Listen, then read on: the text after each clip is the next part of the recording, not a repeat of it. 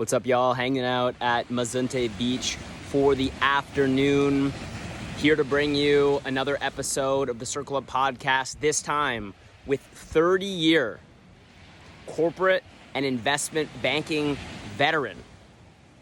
And you'd think as a result of that we would have got into how to create contracts, how to know what to invest in, how to know if a charity, because he works primarily now in the nonprofit charity space where they attach funds to companies that are making a social impact. You'd think we would have gotten into a lot of that, and we didn't. And I'm stoked that we didn't, because the gentleman that we speak to on this show is 74 years old, which means there's a massive opportunity here for us to receive the wisdom and the intergenerational mentorship of how to live a fulfilling life, how to navigate the world in a way that works, right? Somebody that's been through all of the errors, has seen all of the traps, knows what it's like to handle millions of dollars, lose millions of dollars, make millions of dollars, solve massive business challenges in the world, and then still come back to the fundamentals of what matters to be human, which is not all about money. It's about, what's my purpose? What's the meaning of this life? Why am I here? Who am I? Right? These spiritual questions, these philosophical questions. And so stoked to bring it to you. We get into some details about his battle with cancer and how he overcame cancer. We get into some personal challenges that I'm dealing with and how to apply his philosophy and his way of looking at the world to my challenges. And hopefully within those examples, you see some solutions for yourself. You see some opportunities for yourself. You'll make a change for yourself. And so I highly recommend checking out this episode if you feel stuck in any way, if you feel blocked in any way, if you know there's a barrier in your way, you're not sure what it is.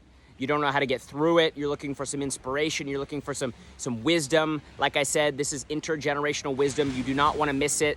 Bill, like I said, highly successful in his career, but also in the realm of spirituality, in the realm of contribution, in the realm of mission and purpose. This man has nailed it in his life. So stoked to bring this to you. Looking forward to jumping in the water and getting off this phone. Enjoy the episode. I know I did. With the one, the only, Bill Burdette. What he's trying to do is back to your point about the context and the content. Mm-hmm. You're mixing the two. You want to have a broad context out of which to then evaluate what's happening in front of you. Yeah. Or inside you. Yeah. So what was your big takeaway from Becoming Nobody with Ram Dass? Let me put it in the context. I had done a meditation on a program where they had you do a spiral. In other words, what is it you want to do in your life? Now assume, and imagine that having happened. Now it's happened, what's the next thing you would want to do? What's the next thing? And it kept going on and up and up and up. And at the end, they were basically saying, okay, we're going to open your casket at the end. What are you going to see there? And literally, I had the casket open and there's nothing there. And I had this sense of, wow, that is perfect. There's nothing there. There never was anything there. It was just an experiential body that was having experiences. And now it's gone. I can start over again. Yeah. All I'm saying having experiences just for the sake of having it. But to be aware. In other words, all the stuff we were discussing, in other words, are you aware of your projections? Are you aware of your fears? Are you aware of your concerns about what your spouse is doing, where it came from? Are you aware of how to resolve that? Are you aware of the fact that there are issues in the command and control structure as opposed to the... Are you aware of any of this stuff? Just so that you're aware of it. That's supposedly our job, is to be aware. Not make any of it wrong, not make you wrong, not make me wrong, not make the spouse wrong. Yeah. Nothing is ever wrong. Yeah. It just is. And if you want to make it wrong, okay, fine, go ahead. Then you're going to have an experience. Are you now aware of the fact you're having that experience because you made it wrong? You see the point? In other words, every step is another choice point to see that you're making it up, that that's either important or it's wrong or you're wrong or they're wrong. It's just happening. Are you aware of that? Yeah. Are you much of a meditator? Yes, but more in a structured way. In other words, there are two meditations that Sadhguru teaches. One called the What was the name? Sadhguru. Sadhguru. Sadhguru. The guy in India. Yeah. He's got one, and the first level is called the Isha Kriya, which is basically literally sitting there, you know, going through, and he repeats the words over and over. It's like 25 minutes long. Okay. I am not this body. I am not this mind. I am not this body. I am not this mind. The point being, this body, clearly when I was a little baby, wasn't this. This became from what I ate, how I exercised, blah, blah, blah. Yeah. And so at the end of the day, it's not me. It's just a meat organ within which, you know, the vehicle within which I, the spirit, exists and experiences the world. Yeah. The mind, again, is just an accumulation of experiences. Your experience is different than mine, therefore your mind is different than my mind. Neither of them is wrong, it's just an accumulation. If you see it as an accumulation, then, going back to your context versus content, realize that, oh, I don't need that anymore, or I don't need to be driven by that anymore. So you deconstruct all of the fixed perception of who you are or what you are. That's the number one. And then the morning is more like a 30-minute process of just doing sort of some yoga moves and some what's called fire breathing and in other words, things that just really sort of like attune. Prime you. Right. It's called the Mahamudra, the Shambhavi Mahamudra. So those are the two primary things. But during the day, I'll just sort of like zone out and, you know, just sort of meditate. Daydream a bit. Right. Just to sort of realize that whatever is, I told you my concept of the mosquitoes. In other words, all the things coming at me, and you just meditate. It's just meditating to get rid of the mosquitoes. Yeah. In other words, what am I trying to do? It's the idea, you know, follow the Tao, let the universe take care of the how. Follow the Tao, Tao. right? Yeah. Just let it flow. Like when you're in Mexico in the forest, that's the Tao. Yeah. You don't make it a forest. It is. Decide when the birds chirp. I don't decide when the wind blows right. rustles the trees or when the coconut falls. You're just paying attention. Yeah. I have a question for you because my understanding of your work is you spent many years in the investment space, and then from there you had an experience that made you decide that you wanted to use finance, you wanted to use economics, you wanted to use investments to make a difference in the world. Right. And then that led to, I don't know how many decades and how many projects and how many different social impacts that you've had in those years. So I was wondering from, you know, if you don't mind sharing, if someone asks you, what do you do, or what did you do in your career, what do you usually tell them? Try to fix things. In other words, it started out, I was a lawyer and getting into the marketplace at that time, which is basically the early 70s. It was just trying to fix real estate problems. Fix real estate, okay. Right, and they were usually large public companies, so they were major issues and major projects, but you had to organize them. I was good at organizing. So in essence, it went from that, and then it sort of dawned on me over 10 years that there was something more. There was the finance part of it. Okay. And so I got an MBA and got more into, then I fixed the financial problem. Then it's going to go away. You can imagine that didn't work either. And so at the end of the day, I was constantly trying to fix something. And little by little, I started getting deeper and deeper into trying to find out what exactly is wrong. There's something wrong. I had this constant feeling of impending doom. Oh, almost like a dread? Right. Like what's going on? And it's like being in a canoe and you can hear the waterfall ahead, but you can't see it. Yeah, you just know it's getting louder and louder. That's right. And so you keep thinking that you're going to fix whatever is causing that noise. Sure.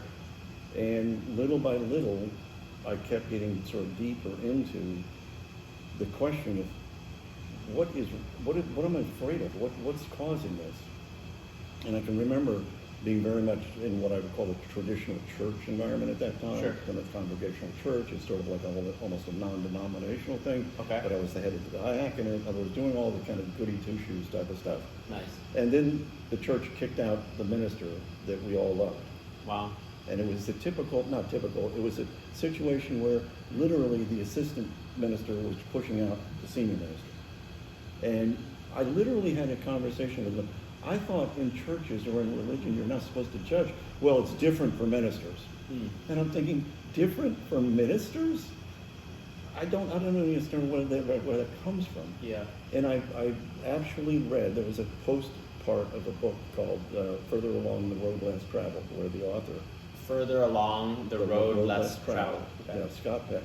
And he basically was giving you a copy of a talk that he did at the American Psychological Association Okay. about the psychologists actually understanding what their perspective was on religion, realizing that there are 4 stages, because if you're from one perspective and not realizing there are other perspectives, you're going to have a difficult Sure. understanding where your client, your patient is coming from. And his was, you start out agnostic, in other words, you don't know anything. Yeah. Then you become generally fundamentalist, in other words, I found the answer. Sure. Then something goes wrong, and you realize that wasn't the answer, and there's what he calls the skeptical level. Yeah. And There somehow was a doubt introduced. right. Yeah. And then you move into ultimately what he calls mystical, which I think is kind of a big leap, but at the end of the day, those are the 4 things. What had happened when they kicked out the minister was, I don't trust this anymore. Sure. There's something wrong. And that's Yeah. where I got into A Course in Miracles and, the unity versus duality, and you've got this sort of capacity to, in essence, realize and you're creating the problem by seeing it as a problem. Yeah. And especially as it relates to relationships, they have a term that they have in the Course in Miracles called special relationships. And they were saying bad news. And the point there being, if you see duality, that there's a problem. In other words, if there's an other, then you've got to defend yourself against the other. Sure. And so if you get into a relationship because you think that by being together, you can better defend yourself against the other, that's not a constructive way of being in the world. Yeah. And so those kind of things sort of led me deeper and deeper into more of sort of a spiritual path, but still trying to fix things. Yeah. Which you can't be trying to fix things and be in unity. In other words, if you're trying to fix something, there's a problem that you got to go fix. Yeah. So just to backtrack then, so it was like primarily, business focused, problem focused. You had this experience at church, which made you realize that, there was a level of skepticism introduced, a level of doubt introduced, and you started to take a more spiritual path at that point. Right. How old were you, do you think, when that happened? I was probably in my 40s. Oh, wow. So you already had a pretty broad experience and career in the finance industry, right? Right. Yeah. Because keep in mind that when Wow. I'm fixing things, I go in like a general counsel or whatever Sure. to a company, a public company, and Yeah. you're doing that for 6 months to a year, and then Sure. you go to another one, Sure. and then another one. So Sure. you're They pay good money to solve problems in the business world. Yep. So now you've had this kind of more spiritual awakening. One thing that I noticed about you is that you're very curious, right? You're always learning, you're always growing, you're always, researching something or reading some book or checking out this philosopher. And so I'm wondering, for those that are listening that maybe don't value curiosity as much as you do, like where did that come from? And how can we cultivate that in ourselves, right? Because we have a conversation, and people say this about me, where they'll say, you just told me 15 quotes in the last hour, and I have that experience of you, except for so broad, right? And this, like, I'll do 15 Jim Rohn quotes because I went really deep on his philosophy, but you're like, well, did you read, Sadhguru and this philosopher and this physicist and the Course on Love, and you have the all system this theory, and all these different references. And so for somebody that's listening, wondering how to get a more broad perspective or how to change the way they look at the world, where did this curiosity stem from? Like, what was the source of that for you? I'm going to say this in a funny way, but it's kind of like failure. Failure. In other words, Yeah. every time I literally approach reading books to figuring out how it's wrong. In other words, not because I'm trying to make the person wrong, Yeah. but because we have a penchant, and obviously all of us do, to think that there is a solution, but we just haven't found it yet. And therefore, if we can find the formula, like attachment theory, Sure. or imago therapy, or fill in the blank, somebody's perception of how you fix relationships, the more you study it, or let's just call it more curious you are, Yeah. which to an extent is sort of like benefited by reading a lot of books, because you know that this one, doesn't really fit what this guy said. Yeah. And then this one over here doesn't Yeah. fit what the guy over Some here said. mismatches, yeah. Right. Each one of them has a basic, fundamental value. But in a way, it's a value that is disrupted. Yeah, I mean, that's an interesting proposition, because like people will say, what's the point of having curiosity? Because I'm going to find out that, whatever I found wasn't the actual answer I was looking for in the first place. But it gives you another facet of the diamond. It's got some value. I'm not trying to criticize and say that they were wrong in what they found. Yeah. It's just that they found one facet. What do you mean by the diamond? What is that? The perception in my mind is that each of us is an unpolished diamond. In other words, we have the ability to take light and reflect it out and project it into the world. Yeah. But it's dirty. Whereas there's a lot of mud or Yeah. rough edges to it or whatever. Sure. And our job is to polish it so that it can come through. The light can shine through us. Sure. So do failures help you to? Yes, but understand that in my realm, failures are one step toward success. Yes. In other words, you can't get to the next step without realizing that this step wasn't the last step. Yeah.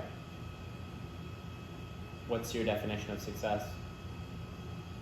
In essence, learning something more, but always knowing that it's not the end of the learning. It's just one more step. It's leading us to the next step and the next step and the next step. But leading us in the sense that there is no only step.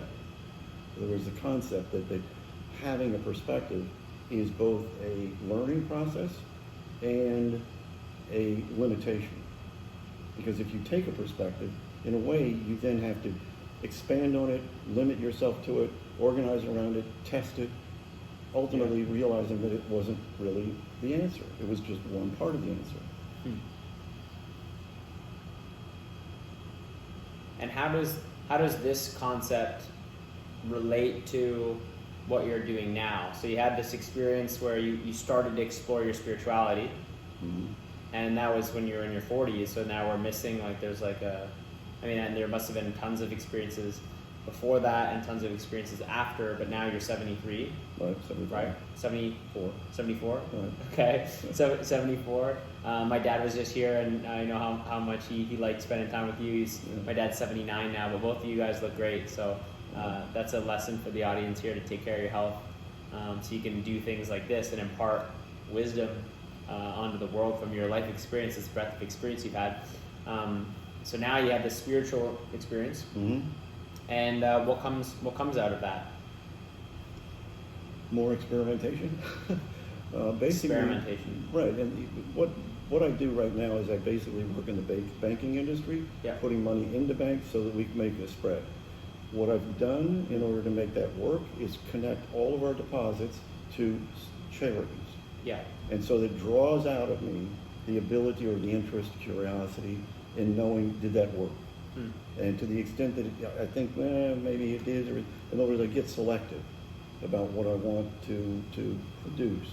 And more, I'm sort of being drawn toward dealing with experiential, emotional growth as the fundamental aspect. Because I think we can all accept that institutional reform, what I would call the red state, blue state concept, really never solves the problem. It just creates a more conflict and orientation between my way is going to succeed as opposed to somebody else's way. Yeah. And in essence, if we don't find a common way, you're not achieving the point of whether it's this theory or that theory or this way of spending money or that way of not spending money. None of those are ever going to resolve everybody's perspective. The only way to do that is have a focus, and I'm going to say this in the way that I'm studying it right now, in other words, going back to curiosity, that doesn't work if you just focus on love and act from love as opposed to fear. You know, I mean, one of the books on my bookshelf is called The 17 Contradictions of Capitalism and the End of Capitalism. And what they're telling you is that the original reason that Karl Marx got involved in analyzing the economic system, he was a philosopher. He wasn't an economist. He had to learn that. Okay. But he was seeing an incredible level of the alienation, the separation that was occurring. Yeah. And he was trying to explain that. And the point of the 17 contradictions, and always listing them, is ways that you're creating more and more disruption, alienation, separation, sense of entitlement of this as opposed to that. And as a result, we've got an institutionalization of alienation. In other words, we can sit here and have all, you know, the wonderful men's circles or this, that, and the other thing, and wonderful experiences of kumbaya. But if your whole system is basically embedded in a desire and a benefit from alienation, you're going to have a problem for a long time. Mm-hmm. And to me, that's a learning experience. In other words, I'm not trying to say that that's wrong. Yeah. It's just the means by which we get to see it. In other words, if we don't see it and realize it's a choice point, in other words, if we have a choice as to whether or not we follow that, personally, forget about the rest of the world. Yeah. In other words, don't make them wrong, they're just teaching us. Mm. So at the end of the day, that process, alienation, is teaching us the value of connection. Yeah. I mean, your own work, you know, is a perfect example of that. To the extent that you see that anxiety or alienation pulling people apart, Yeah. you open up a men's circle, Yeah. and voila, people are feeling better, feeling there's a connection, they're not alone. Yeah. There isn't a sense of, you know, the problem is all mine. Mm. You know, all I'm getting at is that we're learning by exercising our fears to realize ultimately that fear is, in and of itself, the wrong focus. And so you look for ways to express, I'll say it generally, love, but love being a sense of curiosity about how whatever is okay if you look at it as love. In other words, it's attractor. In other words, if you love somebody, you're going to be attracted to them. Yeah. If you are afraid, think of fear as an attractor state that gets you to determine, do you want that? In other words, even fear can be looked at as love if you allow it, curiosity, to teach you something. Everything Yeah. has embedded in it its own cure, if you see that. In other words, if you wake up in the morning thinking, if I'm afraid of something, let me look into that. What's the problem? And if you find it, generally speaking, there's going to be a gift in there that tells you, oh, if I do this, or take this perspective, in other words, stop fearing it and loving what it's giving you as an instruction set, then you solve the problem. Yeah. Not because you've actually solved, let's you say... You didn't do anything. Exactly. You just observed it, like you Right. said. Right. Now you do have to act on it, sort of like lean startup. You know, you've now got an assumption that this gift is going to work. Well, Yeah. you've got to act on that. Sure. And that's just a step that's getting you closer. Right. Right. Interesting.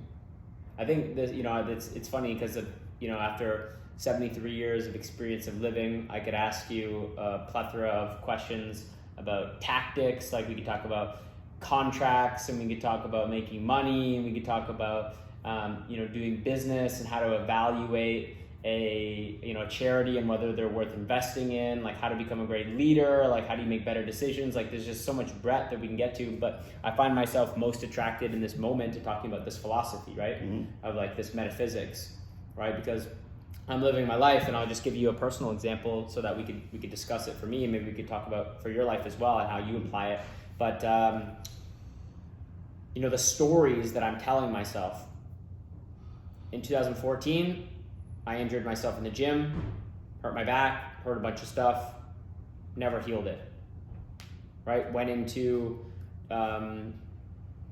making money, being successful in you know, my career, you know, being successful with women, these kind of like external factors. But I never really healed what I had injured in the first place. And I think a lot of that injury came from a place of insecurity, came from a place of ego, doing things for the wrong reasons. So that happened. All these years later, never fully healed, never fully recovered, which is why I can't look at you perfectly. And it's like kind of a weird tension, kind of a weird situation I'm going through right now. 2020 world was looked like it was falling apart, looked like the sky was falling. Everyone was wearing masks, businesses were closed. It was about to be the winter in Canada, so my roommate and I said, fuck it, let's get rid of our apartment and let's go travel the world and kind of have more of an adventurous experience. And part of my daily routine at the time was a workout program to try to work on some of the challenges that I was experiencing. I said that was one of my commitments. Needless to say, I didn't heal from it. And the workout system that I put a lot of faith in didn't seem to be working for me. Maybe I didn't work it long enough. But in June of this year, again, the same thinking that led me to injure myself in 2014 had me jumping off a cliff and doing a trick. Basically, I was an idiot and landing on my back. It was 30 feet drop. I landed on basically like cement. At that point, it was water, but it felt like cement. And I spent 2 days in the hospital, and I come out of that experience, and now I can hardly turn my head. I don't want to hang out with people anymore because like I feel dizzy and nauseous, and I spend like 2 or 3 hours every day trying to do movement so I can build my strength back up. And I have such a difficult time with not just being really frustrated and really annoyed and really pissed off and angry and saying like, why is this happening? Right? And like, am I gonna get through this? Mm-hmm. And like, and so the reason I want to talk about the philosophy is because like, fuck man, like how does someone look at whatever their version of what Jonathan's going through, which is, a hardship in my life, a struggle in my life, and see it from the lens of, this is love. Like, this is something that was presented to me as a teacher with the intention of, you're going to get through this. You're going to be stronger as a result of it, and like go through the day-to-day fucking like I'm in the dirt and in the mud, and like I'm like not even sure if like sometimes I ask myself like, is it all worth it? You know what I mean? Totally. So like how do we take it when life just looks like so bleak? And you said you were an experience of dread. Right? So it's like I literally dreaded. I don't know if I would have made it through November. So we just did the month-long book festival. I launched my book. People were looking at me from the outside saying, this must be the best time of your life. You must be thrilled. And in the inside, I was just like, holy shit, am I going to make it through this? And I don't think if my dad didn't come here and literally fucking save my life, he's been that for me. So I don't know what that symbolizes. But anyway, he like came here and was just like let me lean on him the whole month. And now he's gone. And so now I got to, take care of it, take care of business. But like, how does someone look at that experience? Maybe you could share, any experience in your life, and say to myself, it just is what it is. It just is. It's not good. It's not bad. It's not right. It's not wrong. I'm just going to observe it. I'm not going to judge it. I'm going to work through it, work with it. I'm trying my best to love myself and like come from that intention. I don't know what you got from what I just said, but I'm just wondering, this philosophy. This is going to sound a little bit simplistic, but sure. Like you're saying, let me sort of integrate it with an experience that I had. Back in 2009, I had cancer, rectal cancer. And if you know anything about rectal cancer, unlike like colon cancer where you can clip out the part and just take it out and they can suture it back together so that there's no real impact. Rectal cancer isn't that way because you've got that shoot that comes down that if you cut it, in essence, there's, other than a bag, you know, a colostomy bag, you can't kind of like easily fix it. Okay. So I was resisting getting any kind of surgery. Sure. And which they basically say is suicide because there's no other way you get rid of it. I committed myself for a year to make sure that I got through that. I went to the holistic place in terms of changing my entire diet. I went with intravenous vitamin C. I had psychologists that I was working with. Wow. December 1st of that year, they were doing a scope to see where it was. It disappeared. Remission, yeah. Totally disappeared. Wow. My point there, in between, I was focusing on, there's a woman, Louise Hay, she's passed away now, who talks about what body parts tell you. Sure. And the rectum, well, you were holding on to something. And I literally had, in the psychologist's office, a past life experience of my parents dying. It was in Spain in the Moorish time. And I was holding on to them as they were killed. I cried for like a half an hour to that process. In my mind, that was the seminal piece that released that and allowed me to heal myself. Now, looking at yours, what Louise Hay would say is that the spine, in other words, your ability to deal with that, is the perception as to whether or not the world around you supports you. And isn't it interesting that your focus is, I've got your back? What is that telling you? That is a guide to what you're supposed to be healing. It's not your back. It's your perception that the universe isn't supporting you. Yeah. Feels like a dangerous place. Right.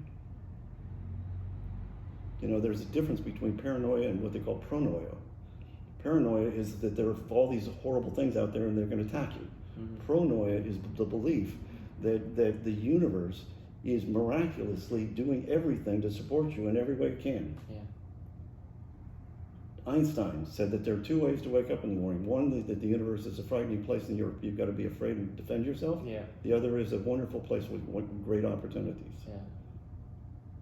My favorite guru kind of guy, Sadhguru, basically believes in interengineering. That's what Louise Hay is saying. Listen to your body, see what's hurting, figure out what that's teaching you, and then move toward healing that, not your back. Yes, you can do the exercises, and I definitely recommend that, and obviously good, you know, just generally, you know, healthy eating and stuff like that. Sure. But at the end of the day, what wants to be healed is your perception. You know, making that not wrong, that you're trying to fix it. Remember my fixation on fixing things, and a lot of experience with fixing things. But that's not what we're supposed to fix. Is here, you know, and here. In other words, our feeling, our sense of what's wrong and what's right. Because essentially, as you even admit, there's never anything wrong other than our thinking it is. Mm-hmm. And so that process is one that we just need to be aware of. Remember when we were discussing basically what's our job in this universe? Be aware, notice, curious. Yeah. You know, don't think that there's some one solution. You know, whether it's your health or your back or your, you know, your speed or, you know, no, it's just be aware. And you, in cooperation with the universe, are going to create opportunities for you to see that over and over and over again. Yeah. Well, thank you. How's your back feeling? Feels all right. Feels okay. Isn't that interesting that you focused on that which you sort of were attracted to? In other words, had an experience of twice. Yeah. Yeah, and like obviously like many minor times in between, right? That were more like kind of nudges rather than slaps in the face. Right. Well, the universe will keep nudging you until it choking me out now. That's right. Yeah. Yeah. So for those that are curious, you had this experience where you had cancer, right? And you made a commitment to yourself. You're like, I'm going to improve this, right? And you did all the things that you needed to do in a cyclical way. Just that didn't necessarily work. You have to try another. Yeah, but the thing that, you know, I'm still curious about is that you did all these things, but you're saying that, you know, that part of your body represented holding on to something. Right.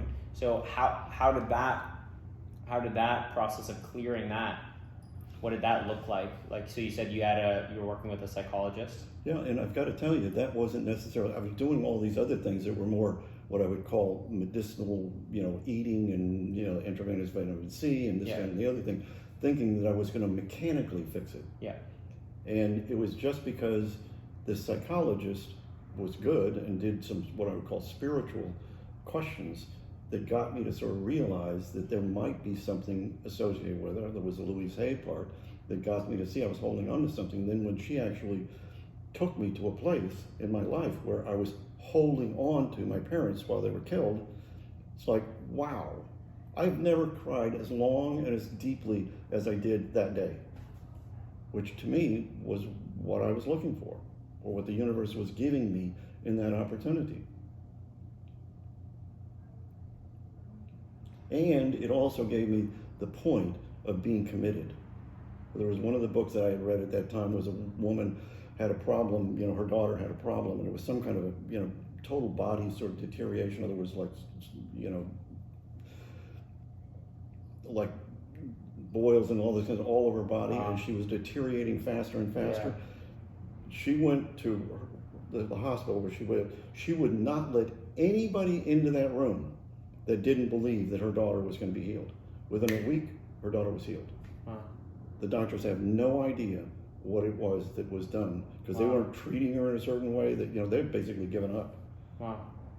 Yeah, that reminds me of just the power of belief and the power of, the mind and the placebo, right? Of like, Henry Ford, if you think you can or you think you can't, either way you're right.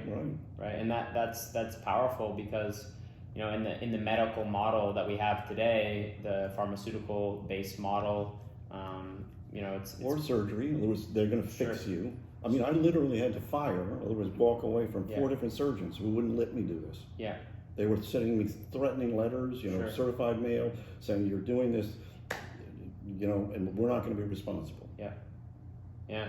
I mean, that makes a lot of sense to me. Like if they don't believe that that inside of you is what you need to heal. Right.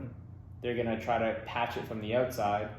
Right. When you need to go on the inside and to grow out and heal out. So you did that from the inside. Right. So you had this experience of confronting, this past experience you had of holding on to your parents. Right. And then it was just the confrontation of that helped you clear that? Well, I'd say being aware of it. Yeah. And then the felt body experience of releasing it. Okay? And let me just give you a side story about psychology in general. There was a guy, Eugene Kedlin, at the University of Chicago, a psychologist, head of the department there, and he was asked to do a statistical analysis of what really worked. Was it Freudian or Jungian or Gestalt or fill in the blank? Yeah. And he couldn't find any statistical correlation. In other words, none of them were any more certain to result. So he flipped the study. He said, let's find somebody that it worked for, psychological counseling worked for him. Yeah. What happened? Yeah. And what he came to was now what they call focusing, which is that you basically get the person to look inside, actually sort of physically manifest what that problem is. In other words, it's, inner child issues or fear of, whatever. And talk to them. What are you trying to tell me? What are you trying to teach me? And when that would happen, in other words, they would resolve that issue, they would have this felt body experience, like my felt body experience with the psychologist, and it shift. Yeah, literal physiological recognition. Yeah. Right. Something's different. Right. And then you would be able to move because now you had the experience. And somebody didn't lecture you on it. Somebody didn't tell you that this was, if you just, take this pill or do this exercise that it's going to go away. No, you have a felt body experience of the change and the reason for the change, or the reason for the problem originally, and then the reason for the change. Yeah. The reason for the problem, the reason for the change. Right. Well, yeah, this is something for me to continue. I'm gonna have to listen to this recording and consider the ideas again, right? Because, interestingly enough, just to point out, I remember that quote, that Einstein quote of 2 ways to look at the world. One, that it's dangerous and you're gonna wake up and think it's gonna be horrible today, or that there's lots of possibility and there's lots of love and it's a safe place. my roommate Ian, he's very much. If you read the book, I talk about him a lot in the book. Yeah. He's very much like a devil's advocate player, just for the sake of it, right? Just to be a little, very spiritual, to be very controversial in a way. But he said he thinks Einstein's wrong. That it's not either or, it's somewhere in between, right? Right. It's sometimes it's gray, sometimes it's not. Sometimes there's love, sometimes there isn't. But that really is the question. And Alan Watson brings this up a lot in his philosophy, where he talks about suicide as an example. Which he did. Yeah. I mean, that was a sad thing. Yeah, he talks about suicide a lot, and the way he communicated suicide was that one of the first things that people would do when they came up to him is they felt like they needed to end their lives. And he said the first thing he would tell them is that if you feel like you need to, you can. And then people kind of, had the experience before where everyone was like, no, you can't do that, no, you can't do that. And so they felt like, there was this like tension created. But when he told them that you have permission to do that if you want to, if that's what you really need, that they kind of like let their guard down a little bit. It's like, oh, okay, well, if I really wanted to, I could. Right. And it took the pressure off them of feeling like they needed to. Right, that they had to fix something. Yeah. Somewhere. They failed at doing it, so I might as well go. Yeah, but he brings up this philosophy, Alan, of just like, the only reason you would want to stick around is that if you felt like the game rules that were set up were in your favor, right? Or that it was a worthwhile game to play, right? Or a worthy experience to have, right? Or else why would you be here? Right. Because if it wasn't set up in a way that was in your favor, then why would you stick around? Right. Right, so that's like kind of like the inner engineering we're talking about. Is like the choice point, realizing that there's a choice. You can come at it from the paranoia or pronoia point of view. The Einstein, it's all a problem, dangerous, blah blah blah, or there's opportunities. You choose which way you're going to come at it. Yeah, and to bring back Ram Dass in this conversation that we started off with becoming nobody.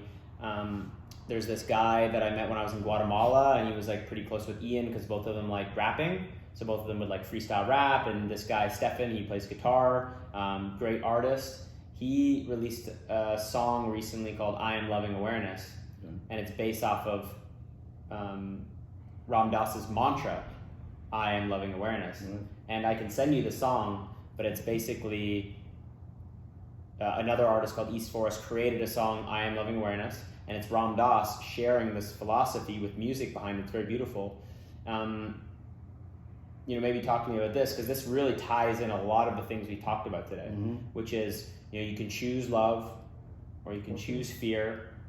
And the whole point of us being here is awareness and observation. And then here's Ram Dass, who, had these experiences in India after the, I believe he was very close with Timothy Leary. Correct. in the Harvard psilocybin kind of research days, where there was a lot of promise for psychedelics, and then all of a sudden they went on basically the news and were like, all right, kids, take acid and drop out of school, and then now this controlling father figure of the government comes in and says, nope, Schedule 1 drug, no benefit, illegal.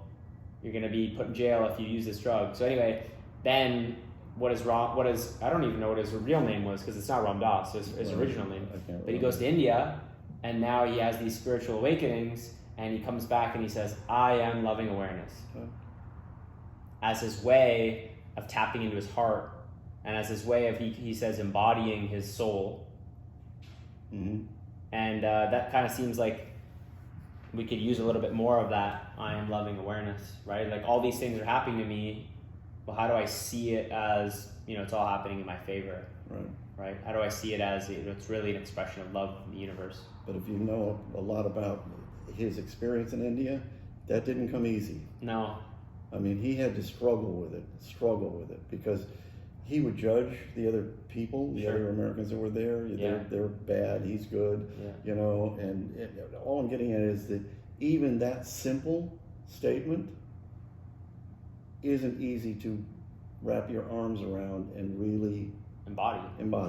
Right.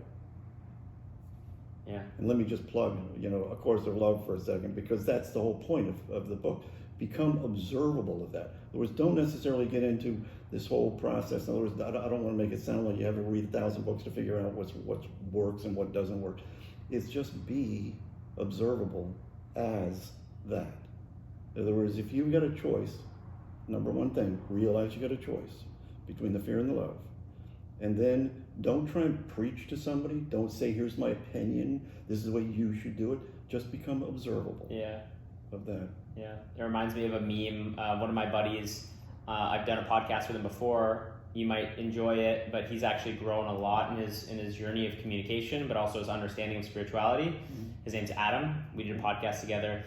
He posted a meme one time on Instagram, and it was basically me judging people for them being judgmental, right? Because it's like, I am loving awareness, but these guys aren't, so fuck those guys, they're doing it wrong, and so here I am judging people for being judgmental. And actually, so it sounds like, I didn't know this, that you were such a Ram Dass fan, but I will send you that song. He also has another song called Love Everybody. Right. And he basically described his experience. He said the second visit to India, he had the guru pull him aside and he said, Ram Dass, love everybody.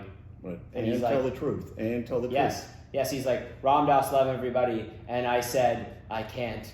I have all these judgments of people. And then the song is beautiful. And then he comes back and he said, Ram Dass, love everybody and tell the truth. Even when you don't love everybody, just keep loving them and tell the truth. Yeah. Because you learned from that process.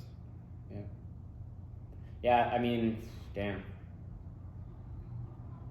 Yeah, I had an experience recently where, in terms of confidentiality, I'll just kind of try to be a high level perspective. It was just somebody made a decision that impacted my whole family. And at first, to be totally honest, excuse for the language, I was looking at that person, I was like, fuck you for doing that, because that impacts everybody in my family, and it ostracized someone in my life that I love. It made them feel horrible. And regardless of what had happened that led to that experience, I was just a big F you to that person. And then I had to come to the realization that I'm capable of those things. Right. And it's not that I don't love them, I'm just pissed off about the decision. Mm-hmm. Right? So I love you, and I'm going to love you from afar. Right. So I don't know if you've, how you've been able to employ this love everybody, tell the truth in your life. I'm still working on it, because there's an automatic sort of shut-off valve when something happens, that you don't like. Yeah. And to the extent that shut-off valve goes in, you really get trapped.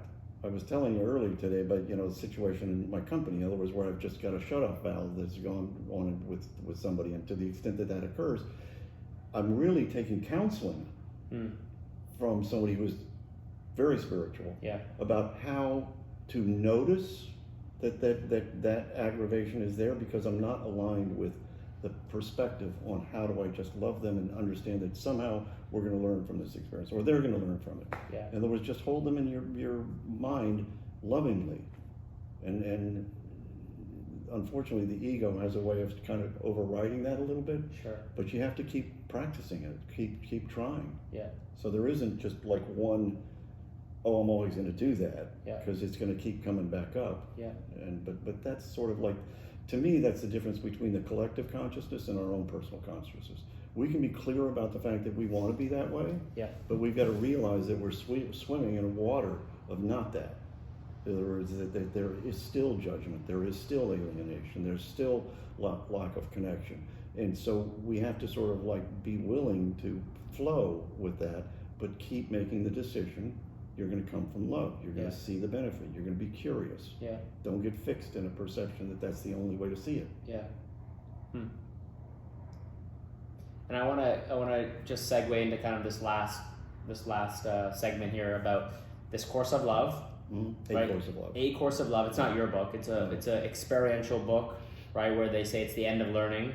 Right. This is it's supposed to be the sequel to A Course in Miracles. A Course in Miracles. It's a channeled book. Supposedly Christ channeled it in order to express what's next. In other words, basically, simplistically stating, A Course in Miracles is about unity versus duality. If you see duality, then you're creating something you have to defend yourself against. Sure. And so that's the functional aspect. That's the mind aspect. That was channeled to two psychologists.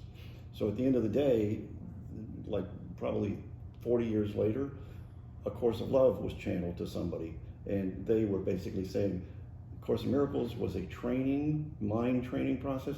This is now an experiential process to, in essence, experience the effect and become observable as the effect of choosing love over fear. Would you recommend those books? Absolutely. Yeah. Actually, a little bit more A Course of Love, only because of the fact that it's telling you this is the end of learning. Yeah. You're just going to experience it and then become observable. Yeah. You don't have to teach anybody. You don't have to, just be it. Yeah. And I think this is valuable context for the listeners, that you've read thousands of books in your life. And so to say I highly recommend a book, I'm sure you've read hundreds of books where you're like, yeah, it kind of fell flat. Each one leading you to lessons that help you get to the next book. Right. Absolutely. So that has value.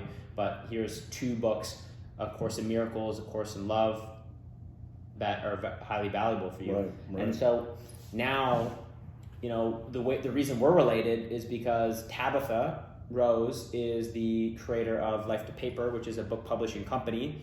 And in 2020, I did a public speaking contest where she was the judge.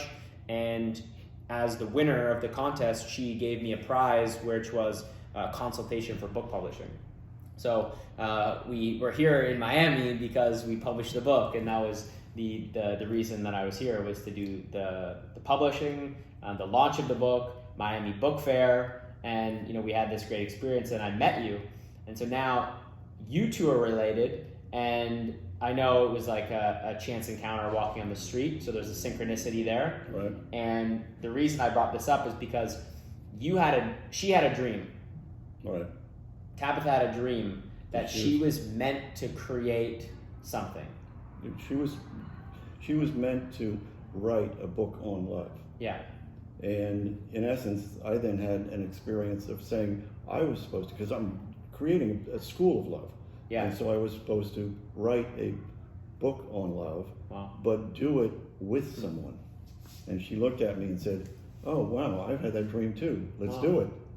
Amazing. So as with all the projects that you have going on, everything in your personal life that you're working on, right, and that matter to you, all of the learnings you're doing in the world, where does a book on love and the school of love, how does that interwove itself into everything else that's going on in your life? And like, what are the next steps for you to actually make that happen? Like, what's the philosophy underlying the book and the school? And if people are interested in learning more about it, how would they? Well, it may take a long time for them to see the book on love, but at the end of the day, they interweave, because I've literally done analyses, in other words, my own sort of systems analysis, to realize that the solution, what I call my 500-year plan. 500 years, wow. Right, is to basically embed the ultimate fix is that people have to learn love and experience and express it. And to me, that's why A Course of Love is the most practical one, because they don't say that it's something you have to study or organize or outline or whatever. Just become observable of it. And so that's what I'm using the School of Love and the book on love to try and articulate. Because obviously with all the books that I've read, I've got different perspectives, different ways of looking at things like love. Because to an extent, even your experience or my experience of having a serious physical ailment that is going to bring you to a higher level of awareness in life, that's love. The universe loves you, loves me. It wasn't trying to hurt us. It was trying to give us a way to become more aware. And that, according to my studies in Kabbalah and everything, is the whole purpose of life. We're not making things happen. We're the ones that have to be observable and aware so that we can know it. Know that we've got that choice point. Know that we've got that opportunity. Know that we've got the ability to do the inner engineering. Once you start to do that, it's never ending. You just have to be open to it. Don't keep making it wrong. Whatever arises, love it, because you're not going to get anything out of other than that. Yeah. There's actually a Stoic philosopher, Appetitus, and he says, "Do not wish for life to go the way you want it to, but instead to wish that however it goes, that's exactly what you wanted it to be, Right. and to love that however it goes, that's how you wanted it." Right. That is a very challenging objective. Mm-hmm. But in essence, that's to me what the curiosity fills in. In other words, that sounds like, easier said than done, Sure. type of thing. In other Sure. words, that sounds... Yeah, I am loving awareness. Easier said than done, like sick. Right. But at the end of the day, unless you fill it in with experiences of it, that it worked, or listening to other people that it worked, and listening to the fact that it's a possibility, that to me is what both the School of Love and the Book of Love is going to try to explain. In other words, that really works. And if you trust that it's going to work, which is the Tao, in other words, everything moves with the Tao, and if you stop fighting the Tao, which is the basic underlying why wish that it's some other way, whatever is, you can't change it. You're going to change the weather, you're going to change the politics, or you're going to change the economic system. What are you going to really change? What if you didn't have to change any of it? You just looked at it all as a learning experience.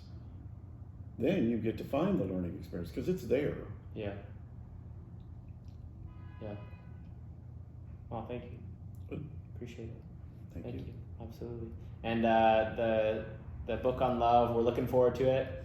Yes. The School on Love, School of Love, we're looking forward to it. I've started a 3-month sabbatical. Yes. Just to be able to stop responding to the mosquitoes out there. Sure. And just focus on, how do you do this? How do I write this book? Yeah. How do I express it in such a way that people can understand it? Yeah. In a variety of different ways. In other words, it's not just going to be one principle. Yeah. It's going to be a variety of different ways.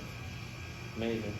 Well, my plan in the next 3 months, I know you're going to be on a 3-month sabbatical, is to be in Mexico. So I don't know if Mexico intrigues you, excites you at all, but I know that there is a friend of mine that's going to be in Mexico, and we're going to be hosting a lot of experiential containers where the intention, the focus is connection, right? And so maybe you can bring some of this course on love philosophy and this School of Love philosophy and the Book of Love philosophy and bring it to Mexico. I don't know if you're open to that, but I'm absolutely open. Okay, great. I've got nothing else to do. Amazing, man. That's brilliant. Well, thank you for this. Thank you too. Is there anything else that you wanted to share? Anything on your heart? Any message that you feel would be useful for the peoples to contemplate or consider? And I know that it's impossible to get through 73 years of breadth and depth in one 45-minute session, but we'll have to do another one, of course. If there's anything else that you want to share that's top of mind. Just be curious. Don't assume that what you think you know, that I should be afraid of this, I need to do this, it's all this. No. It's just stay curious, stay open. And again, don't try and sort of make anybody or anything wrong. You heard it here. You heard it here. Stay curious, right? Don't make anybody else wrong. Just observe it and see what you can learn from it. Observe it, see what you can learn from it. Come from that heart space, that love space.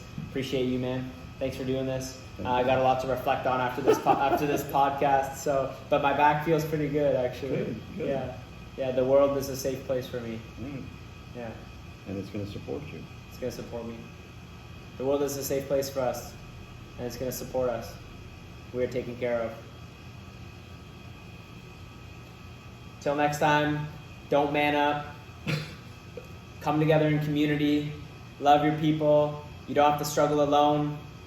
You're not alone. Come together in community. And until next time, don't man up. Circle up. There you go, dude. Great. We did it. I have a sense from watching you that you really got that message for your back. Yeah, I mean, it's different, for sure. Because to me, that's, again, the universe is talking to us. Just a question, are you listening? Yeah.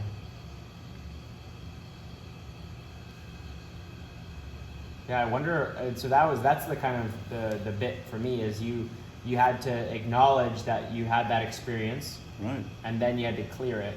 Right. So for me, it's like, well, what was it that made me think, what was it that created this perception or this belief or this way of looking at the world that it's a dangerous place? Like, where did that come from?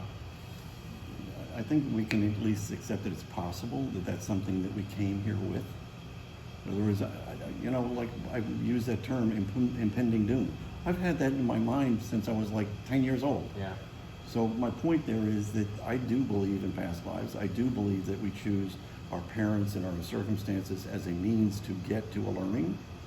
But to the extent that that comes, it isn't necessarily, I mean, I trust that just watching the nightly news Sure. can tell you that it's a dangerous place in the world. Yeah. So I'm not saying that you have to have it from 10 generations or even your parents or something that teaches you that, but I'm just saying that it's inherent in the air right now. Yeah. And when you were born, it was inherent in the air. True. So in that sense, you don't have to sort of take some credit or fault that you created it. It's more the sense that you become an example of it. Go back to observable. In other words, your ability to become observable as dealing with that. Let's say that in the next year, it's completely gone and you have no sense that it's coming back. Wouldn't you love to sit there and explain that to somebody? You see what I'm getting at? Now you become observable that you understood that and got rid of it. Yeah. And to me, that's part of the point of the universe. You have to experience it. In other words, go back to Eugene Gedlin, focusing. You have to physically experience it in order to communicate it. Yeah. And you're the tool. Yeah. You're the vehicle through which the Spirit is working. Nice. Thank you. Yeah, good. That's awesome. Thanks, brother, for doing this. Yep. I'm glad we met. I'm glad we met too. Thanks for tuning in to this episode of the podcast. If you found an idea that you resonated with, first and foremost, write it down. Next, tell somebody about it. This is not about the show, even though it's about the show, so we appreciate it. But this is more about you taking an idea, sharing it so that it sticks, and then you implementing these concepts into your life. Because if you're listening to hours of recordings, whether it's my show, anybody else's show, a YouTube video about personal development, and you are not applying the information, testing it in your life, experimenting, then you will not see change. And as Jim Rohn said, unless you change how you are, you will always have what you've got. So make sure that if you found an idea here that you liked, you write it down, you share it with somebody, you implement it in your life, and you see what happens. Try it on for a couple weeks, try it on for a couple months, experiment, see what happens.